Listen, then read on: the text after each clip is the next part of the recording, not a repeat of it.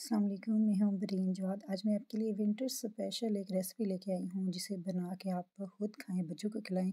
बड़े बुज़ुर्ग हर कोई खा सकता है। ये ताकत से भरपूर लड्डू हैं। ये कैसे बनाने हैं, चलें जी। सबसे पहले मैं आपको इसकी तरकीब बता देती हूँ, साथ साथ बातें भी होती रहेंगी। सबसे पहले हमें ये लड्डू बनाने के लिए जो चीज़ चाहिए वो है जी चारे मगज़। चारे मगज़ जो कि आप सब जानते ही हैं कि ये मिनरल से भरपूर होता है। इसमें पोटेशियम, फास्फोरस, मैग्नीशियम, कैल्शियम और विटामिन्स वगैरह हाई जो हैं इसमें पाए जाते हैं, जो कि हमारी सेहत के लिए बहुत ज़रूरी हैं।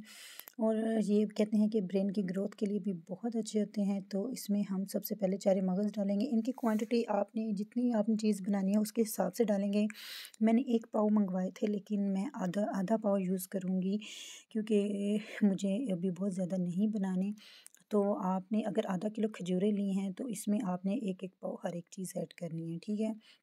हम ये देख लें, इनको बहुत ज़्यादा ड्राई रोस्ट नहीं करना क्योंकि इनके अंदर ऑयल होता है, तो वो हमें जो है ना ज़ाया नहीं करना, वरना जो इनके विटामिन्स हैं वो ख़त्म हो जाएंगे। मैं इनको सब चीज़ों को बस 1-1 मिनट जो है ना वो रोस्ट करूँगी। उसके बाद हमने ले लिया वाइट ओट्स। वाइट ओट्स जो हैं वो मैंने इंस्टेंट लिए हैं, ये आपको मार्केट से अच्छे अवेलेबल होंगे। अच्छा, आपने क्या करना है कि इनको भी हल्का सा रोस्ट कर लेना है। इससे ये है कि इसके अंदर क्रंच आ जाएगा। और ओट्स हाँ भी जैसा कि आपको पता है कि ये प्रोटीन से भरपूर होते हैं, हमारी सेहत के लिए बहुत ज़रूरी होते हैं। तो हम ये क्या करेंगे कि इसको भी हम लाइट सा हर एक चीज़ को हमने 1-1 मिनट तक ना रोस्ट करना है। ये देखिए, रोस्ट होने के बाद ये कुछ इस तरह हो जाएंगे, बहुत ज़्यादा जलाने नहीं है, वरना एक तो इनका टेस्ट ख़राब हो जाएगा। बस हमने इनको थोड़ा सा क्रंची करना है ताकि इनका जो कच्चापन है वो ख़त्म हो जाए। ये हमने दोनों चीज़ें जो हैं चारे मगज़ और ओट्स, इनको अलग अलग प्लेट्स में निकाल लिया है। सारी चीज़ों को मैं आपको बता रही हूँ, जितनी भी मैं इसमें चीज़ें डलेंगी वो सारी जो है हमारी सेहत के लिए बहुत ज़रूरी हैं। अब आ गया जी फूल मखाना। फूल मखाना जैसा कि आपको पता है ये भी बहुत अच्छा समझा जाता है, और ख़ास तौर पे इसमें ना कैल्शियम वगैरह बहुत ज़्यादा पाया जाता है। और जिनको भी हड्डियों वगैरह का दर्द होता है ना, उनके लिए तो ये बहुत ही स्पेशल चीज़ है। इसको तो वैसे भी कहते हैं कि दूध में इनको हल्का सा फ्राई करके तो पीस लें, पीस के तो दूध में डालें, या फ्राई किए बगैर भी अगर दूध में अगर आप इनको पीस के डालें तो इसकी बहुत ही फ़ायदे हैं। हमारी गैस जो है वो गई हुई है, इसलिए मैं छोटे से जो है ना चूल्हे पे सिलेंडर वाले पे बना रही हूँ। अच्छा जी, फूल मखाने को भी हम 1 मिनट के लिए रोस्ट करेंगे। उसके बाद हमने क्या रोस्ट करना है, उसके बाद हमने पिस्ता रोस्ट करना है। पिस्ते का भी जैसा कि आपको पता है ये भी मिनरल से भरपूर है। पोटेशियम, फास्फोरस, मैग्नीशियम, कैल्शियम और vitamin A, E, C, B भी इसमें पाया जाता है।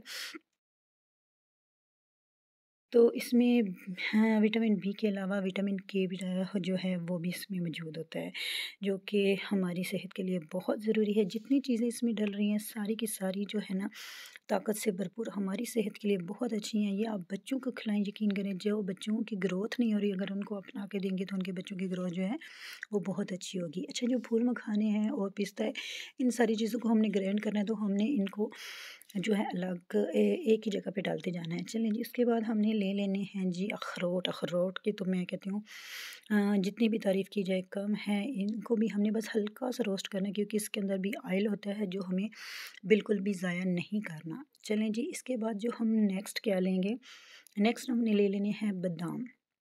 बादाम भी आपको जैसा कि ये भी सब मेरे ख़्याल में मुझे बताने की ज़रूरत ही नहीं है, ये तो सबको पता है बादाम हमारे लिए कितने अच्छे होते हैं और ज़हनी ग्रोथ के लिए, जिस्मानी ग्रोथ के लिए कितने ज़रूरी होते हैं। इनको भी मैंने हल्का सा रोस्ट कर लिया है, बहुत ज़्यादा रोस्ट नहीं किया, बस ये है कि इनका एक जो क्रंच है ना वो इनमें आ जाए। अच्छा जी, हमने क्या करना है, इनको थोड़ा सा ठंडा होने के बाद ना बादाम को हमने पीस लेना है। बहुत ज़्यादा नहीं पीसना, थोड़े से क्रंची रहने दें। अच्छा जी, अब मैंने पिस्ता, फूल मखाने हर एक चीज़ को जो है ना मिक्स कर लिया है। सिर्फ जो ओट्स और जो है ना हम चारे मगज़, उनको मैंने इसमें मिक्स नहीं किया। फूल मखाना, अखरोट, पिस्ता, बादाम, इनका हमने इस तरह क्रश सा बना लेना है। अब हमने क्या करना है, आधा किलो खजूरें ले लेनी है। खजूरों को हमने जी क्या करना है, उनमें से गुठलियाँ निकाल लेनी है और उनका एक पेस्ट बना लेना है। ब्लेंडर में डाल के इस तरह अच्छी तरह से ये पेस्ट बन जाएगा।